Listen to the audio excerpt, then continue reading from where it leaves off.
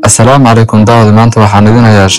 sheekadan ayaa waxay dhex martay wiil iyo gabadh oo isku bartay Facebooka waxaan lagu magacdaray sheekadan lamaanihii Facebooka waa kulan ku bilowday Facebook isma arkin muuqaal ahaan la isma yaqaan marka laga reebo sawirada u saaran Facebooka sheeko si gaabis ah ku bilaabatay ayaa la fogaatay ilaa midba midka kale uu muujiyay jacayl inuu aad ugu dheer yahay aadna u danaynayo bilo kadib gabadha ayaa si kadis ah u joojisay inay la sheekaysato wiilka uguma jawaabto qoraal kasta oo uu diro waa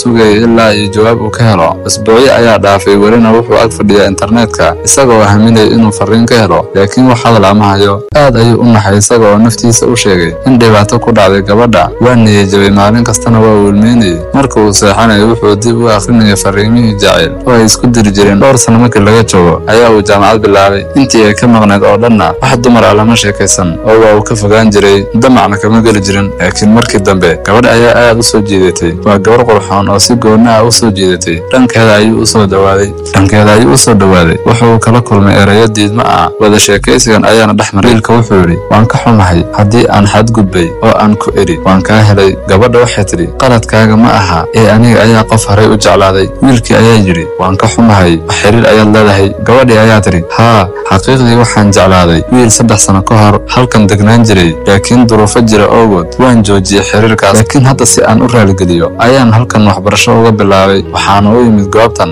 inaan isaga raadiyo wiilkii ayaa yiri wow runtii qisadaada qisad la mid ah ayaa soo martay gabadhii ayaa tiri xaqiiqdii oo gabadhaas magaceed wiilkii ayaa yiri Aliisha labadoodaba waa isla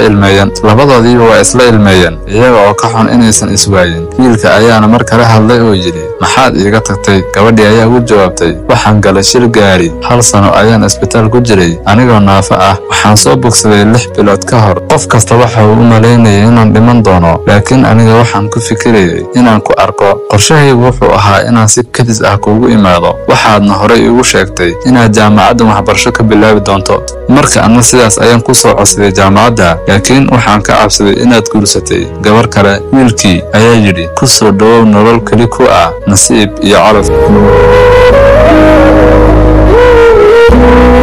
daawad haddii sheekadan ku xiiso gelisay waxaan kaa codsanayaa inaad like ii saarto subscribe-tan waa muhiim intaan ku kulmi doono sheeko la mid ah waxaan idinka tegayaa assalaamu calaykum waraxmatullaahi wabarakaatuh